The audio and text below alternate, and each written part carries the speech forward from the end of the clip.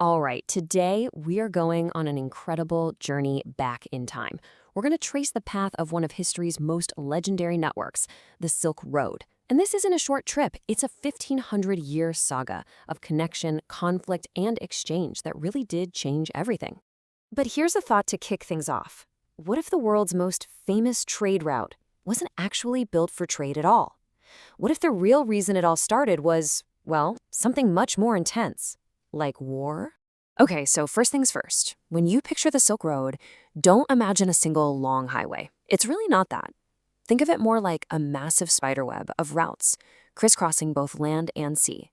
It was this living, breathing system that pulsed with people, goods, and ideas for centuries. So, to get to the very beginning, we're not starting in some bustling market. Nope. We're starting on a battlefield. We're jumping back to the Han Dynasty in China, where a huge gamble, born out of pure military desperation, kind of accidentally kicked the whole thing off. So, who were they fighting? Meet the Xiongnu. For the Han Dynasty, these guys were a massive problem. They were this powerful group of nomadic horsemen, and their constant raids on the northern border were a serious threat to the whole empire. Something had to give. So the Emperor Wu, comes up with a plan. In 138 BCE, he sends this envoy, a guy named Zongqian, on a super secret mission. The goal? Go west and find some allies to fight the Xiongnu. But oh man, the trip was a total disaster. He gets captured by the Xiongnu and spends the next 10 years as their prisoner. He eventually escapes and makes his way back, but it's been a long time. So you think this was a complete failure, right? 13 years gone and zero allies to show for it? But the information he brought back, it turned out to be more valuable than any army he could have found. His report was a game changer. He talked about all these amazing civilizations and cities he'd seen out in Central Asia, but the real bombshell was his description of these incredible horses from the Fergana Valley. They called them heavenly horses, and they were bigger, stronger, and faster than anything in China. The perfect weapon to finally take on the Xiongnu cavalry. And that's the key. The whole reason for pushing west, for creating these routes, it wasn't about silk. It was about getting those horses. Okay, so fast forward a few hundred years. The Han Dynasty might have opened the door for military reasons, but it's the Tang Dynasty that blows it wide open and turns the Silk Road into a global sensation. This is the absolute peak, the golden age. People even call it the ancient internet because of how it connected everybody. During the Tang Dynasty, the capital city Chang'an wasn't just a city, it was the city. We're talking the most cosmopolitan place on the planet.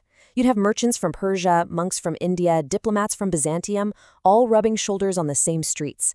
Everyone wanted a piece of the action. And the heart of this bustling city was the West Market. They even called it the Golden Market. Just try to imagine it. You're walking through and you see gold, silver, gems from Persia, spices, incredible glasswork, not to mention the most amazing porcelain, tea, and of course, silk. It was literally the world in one city. But it was about so much more than just stuff. A whole new Tang style popped up, this awesome mix of Eastern and Western influences. It was in the clothes, the music, the art. Chang'an wasn't just rich, it was cool. It was the Paris or New York of its day, setting trends for the whole known world. All right, get ready for one of the biggest twists in history. We're jumping to the 13th century, where the people you'd least expect, some of the most brutal conquerors the world has ever seen, are about to make the Silk Road safer and more prosperous than ever before. This period gets a name, the Pax Mongolica, which just means the Mongol peace.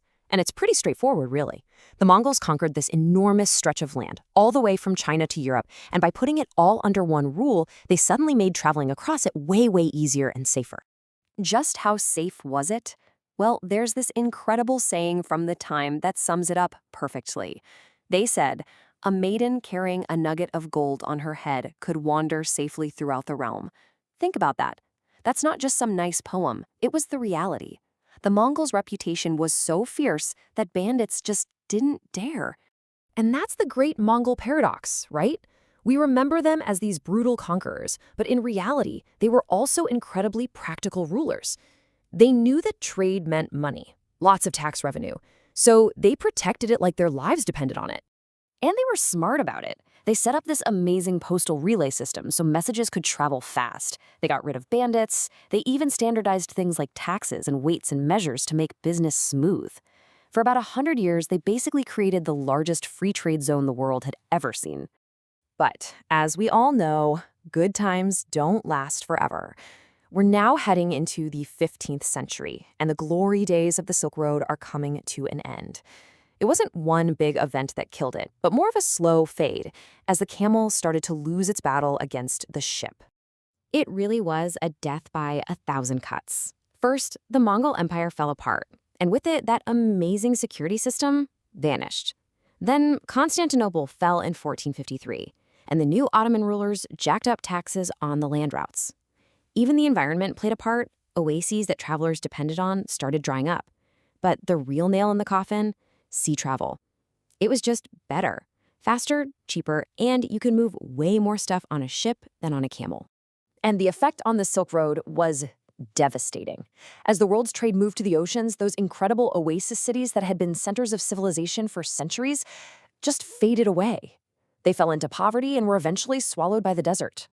So the caravans are gone, the cities are silent. But does that mean the Silk Road doesn't matter? Absolutely not. Its legacy is huge. You could really say it was the world's first shot at globalization. For more than 1,000 years, this was the main highway for ideas, not just goods. It's how paper and gunpowder got to the West. It's how Buddhism traveled from India to China. But there's a dark side to all that connection, too. It's also how the Black Death spread, a truly terrifying reminder that when you connect the world, you connect everything, the good and the very, very bad. When you look at it, the story of the Silk Road teaches us something that's as true today as it was then.